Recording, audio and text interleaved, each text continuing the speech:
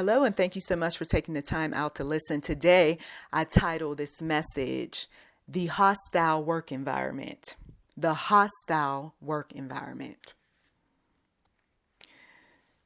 The news is bringing about all sorts of conversation, isn't it? We've got individuals that can't hold their peace about what is taking place. It's rough. And it is even more challenging when you are working in an environment where many of the individuals do not look like you. But yet they want to ask questions. They want to engage in conversation. They want to learn more about your opinions, your thoughts. For some, you don't want to open up that door. You really don't. If you already know that a person has a strong personality, you know that they've gone through their share of difficulties, you don't need to open up that door. But we have those inquiring minds that just want to know. If a person is comfortable with talking to you about said events, then so be it. If he or she is level-headed and they don't seem to be hostile, quote unquote, then during lunchtime, before work or after work, but you are asking for trouble when you or that individual or someone that you know is questioning. And meanwhile, you got your own personal bias. You are engaging in the conversation or trying to get the person to react rather than respond so that you can be able to say, well, this is how I feel about you people.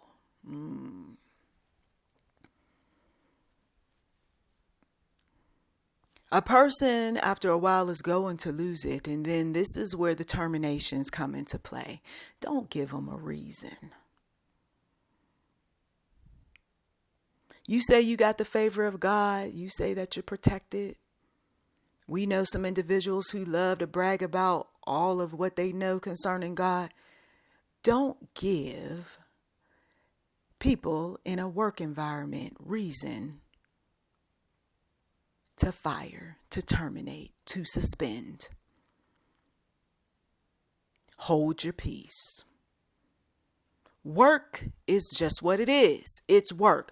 Just picture this. There is Pharaoh and there are the Egyptians and there are the Israelites and everybody is working. They're doing something. And then there's an individual who starts yelling and he or she is upset because here go Pharaoh not giving us enough supplies to be able to build up these projects that he wants us to build up. And I'm sick of this. And you know what? I can't stand them Egyptians. And then the individual decides to walk over and get sassy with one of Pharaoh's workers who is responsible for driving the slaves. And he or she is removed, gone. Back in those days, they may even have killed them for that type of disrespect. Get back to work, slaves. I know that these systems out here are oppressive. I know that some of these cultures are the type of cultures that are not very beneficial, uplifting. But we've got to be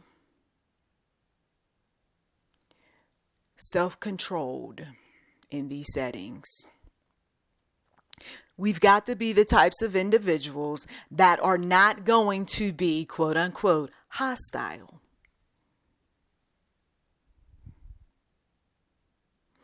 Our ancestors who fought, who slaved, who drove other slaves, who did their share of things to get us to where we are today, would not want us to be yelling and screaming and acting crazy in these atmospheres. You reserve that among your own people.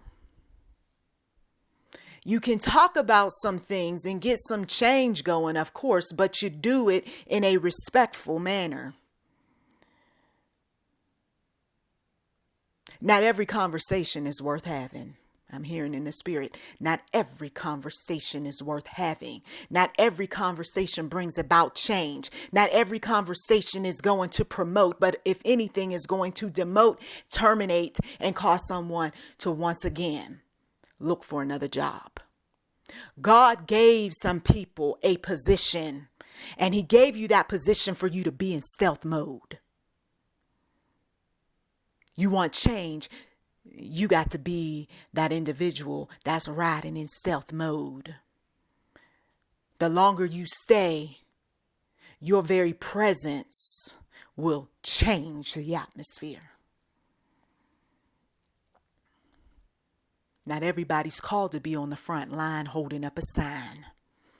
There are some individuals that they're working behind the scenes and they're getting some things done. I'm taking your money that you gave me, but I'm using that money to empower my people. There are those individuals who they got it right. I want some generational wealth. So if I got to shut my mouth, I'm going to shut my mouth.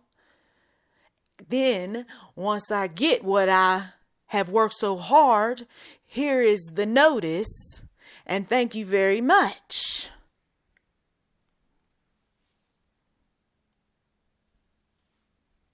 Not everybody's fight is your fight.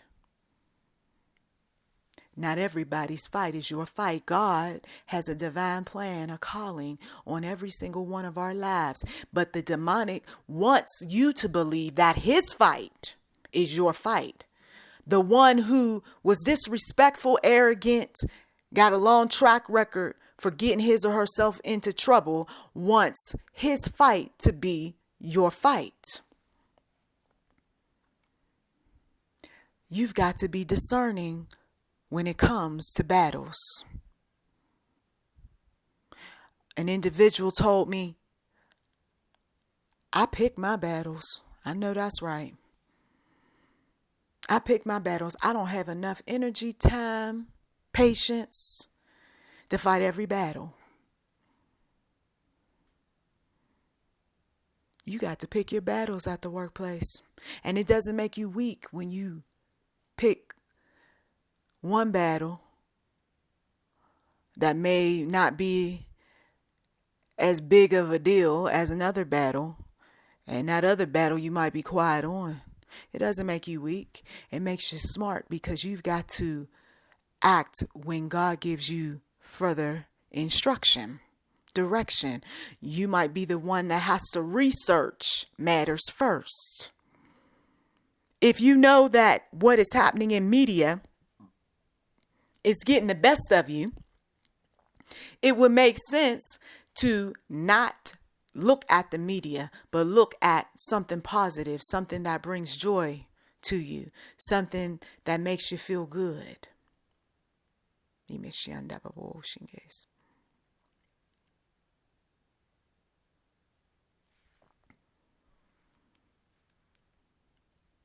So many terminations, layoffs, suspensions, firings, leaders behind closed doors talking about what workers they're keeping and what workers they're letting go.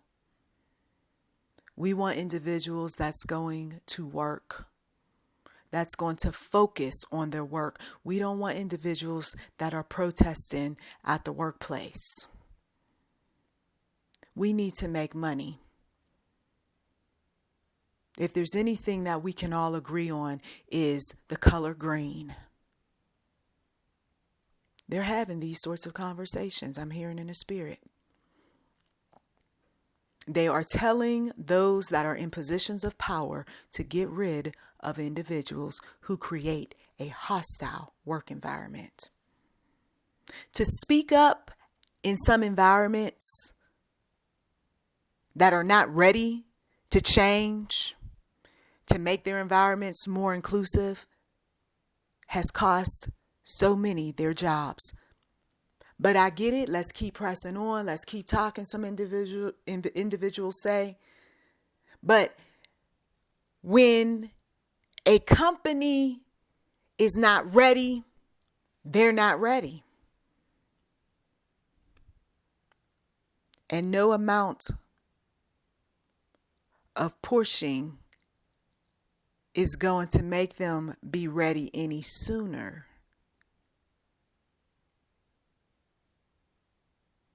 It took some companies decades before they finally said, I get it. It's disrespectful to have that icon on that box. It took decades. We're not going to bring that statue back. The individual was oppressing individuals. He was hurting people. He should not be celebrated. But to be mean-spirited, impatient, irritable, upset on the regular, no longer talking to people like you care for them because you see what's happening in media, is not going to help you keep a job. As much as I wanted to have the deepest of dialogue with people who did not look like me, I refrained. Let me see what you're going to do with the little bit of information I gave you. Yep, that's going to lead us down a path that I don't feel like battling and don't want to battle because you just aren't in my shoes. So let me just put a smile on my face and get back to work. God, I need your help right now because they don't understand my pain. And I don't expect them to. And I didn't get this job to sit down and have conversations like I'm a counselor with them. They didn't pay me for that. They paid me to get a specific job done. And even though they may tempt me to put me in this position to want to speak for all, I'm not going to do it. You can read a book just like I did. You can sit down and talk with people who don't look like you just like I did. But you are not going to pick my brain. I got a job to do. They're not paying me enough money to tell you everything that I feel right now. Some of you all got to take on that type of attitude. Because, like I said, when you test some folk with just a little information and you see what they do with it, you say, I know where she's standing. I know where he's standing. Let me get back to work. And for some of you all, whatever you were hiding, whatever you didn't go and take to the one true God, is showing up. Some of you all, you've witnessed this sort of thing. I didn't know she was like that toward them people. I didn't know he felt that way. It's hard. It's hard when you're trying to articulate the words to express your frustration.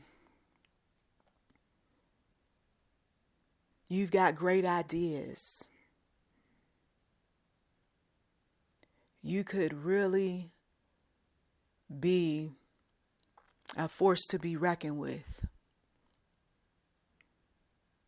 concerning a competition in your field, or you've got all of this education, And there are those who don't consider you, your thoughts.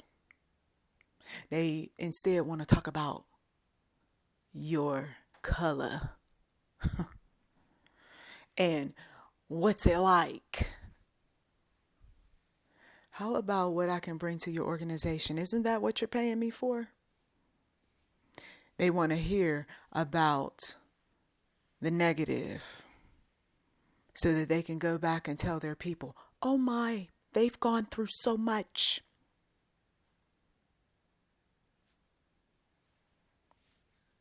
I don't care what color you are, you've gone through so much. And there are just some topics that, once again, you cannot have at a workplace. Yes, you're going to bring out somebody's personal bias sooner or later. If you don't want to ruin a perfectly decent work relationship, don't talk about the boyfriend. Don't talk about what you experienced as a black woman. Don't talk about